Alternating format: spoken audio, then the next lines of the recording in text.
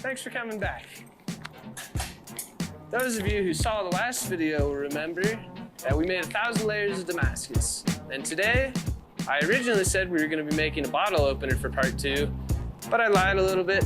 I want to make a knife because that piece of steel took a really long time to make, and I think it would turn out really cool as a knife. So, let's get to work.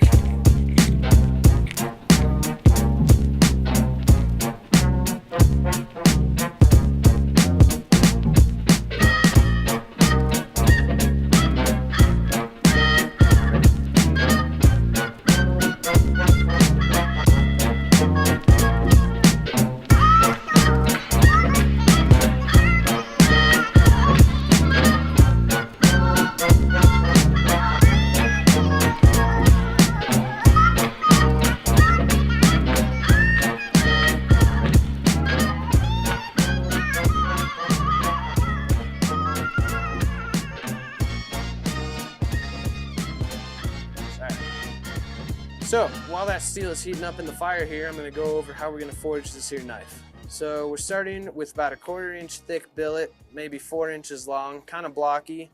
Ideally, I'd like the spine of this knife to be about 3/16, 1/8 inch. So I'm going to forge the billet down to that spine length, or I'm sorry, spine thickness that I'm looking for. Once I get the spine and the entire billet into a thickness that I'm happy with, I'll forge the tip, and then once again flatten everything out back to about 1/8 inch. Once the tip has been forged, I'll begin to form the ricasso using a half-on, half-off technique on the anvil. And I will also forge the hidden tang. I don't think it's going to be quite as spiky as it is here. In reality, I just kind of drew it like that. Once the hidden tang and ricasso have been forged, I'm going to bevel it all. And from there, we'll move to heat treat and grinding. So let's go.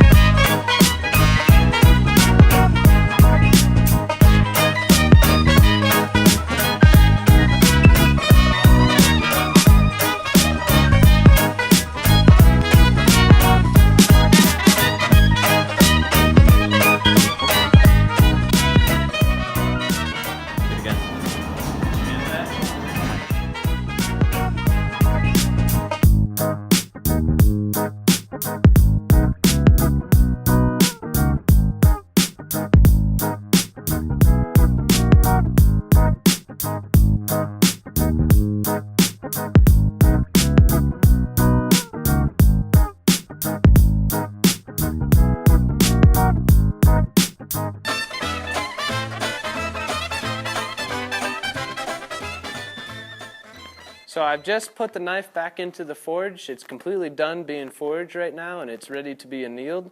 So what I'm doing is I heated it up, got it up to critical, which is about 1500 degrees, maybe a little bit hotter. And I'm letting it cool really slowly with the forge so that the molecules have a chance to kind of straighten themselves out and relax, which will make it really easy for me to grind the edge on it and also to drill the hole for the handle pin.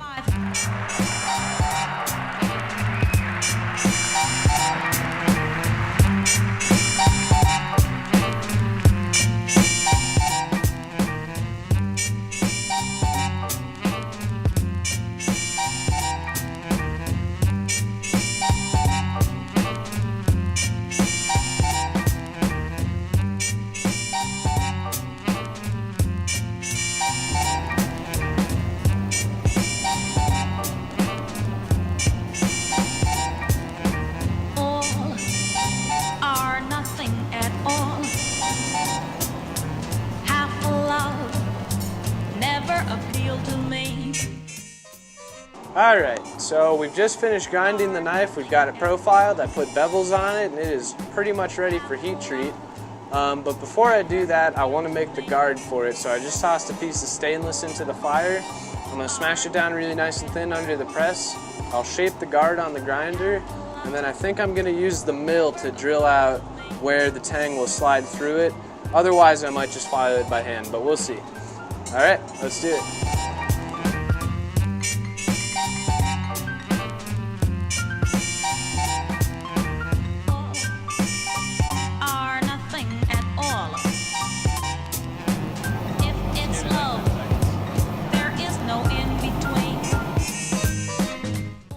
Alright, so we forged out the guard, currently letting it anneal so it'll be easier to mill.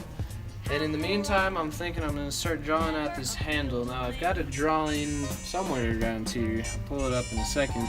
But I've got a drawing that shows the rough handle shape, so I think I'm going to go grab that and then I'll start to kind of trace it out and cut it out on the bandsaw. So let's go do that.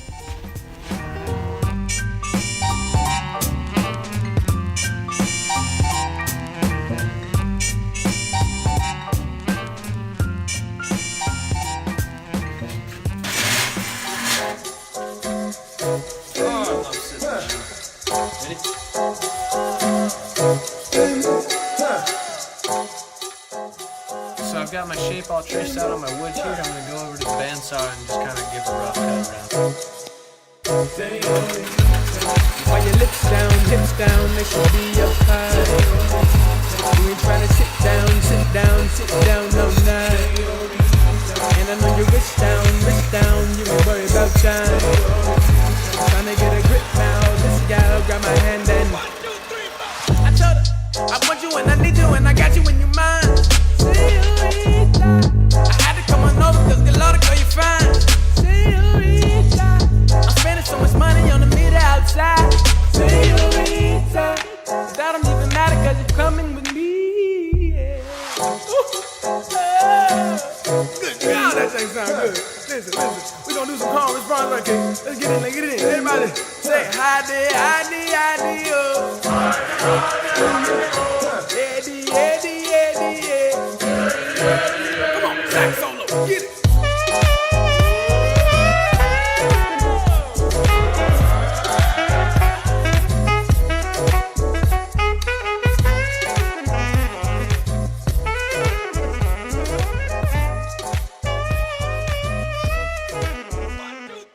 Next up, I'm going to use an oxyacetylene torch to heat up the tang of this knife right here. I'm probably only going to heat up about an inch or two. I'm going to jam it into this hole, and hopefully if I get it hot enough, it should burn out all the excess wood, and I'll get a really nice tight fit with this thing. But this oxyacetylene torch here uses, for those of you that are not in the know, uses acetylene as a fuel and oxygen as an oxidizer, which is what the two different pipes are for. You can crank the acetylene with the left knob and the oxygen with the right knob, or in this case on the cutting torch, it's the top knob here for the oxygen. But I'm just going to be using it for heating for now, so let's do it.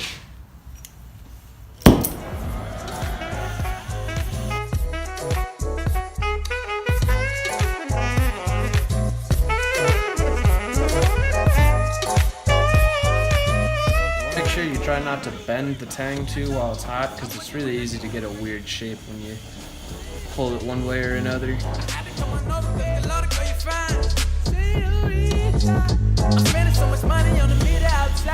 I'm actually going to drill this hole a little further down.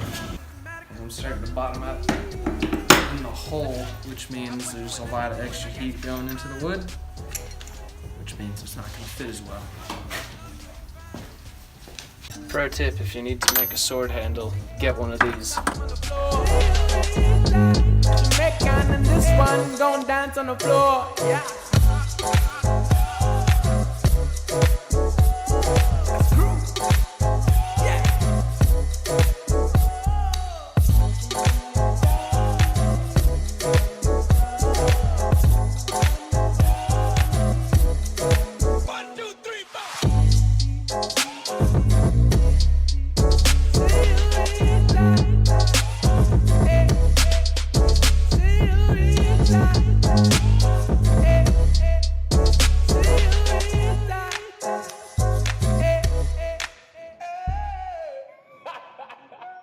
So the sun has set on us today, wrapping up. We're getting pretty close to the end here. The entire blade has been profiled.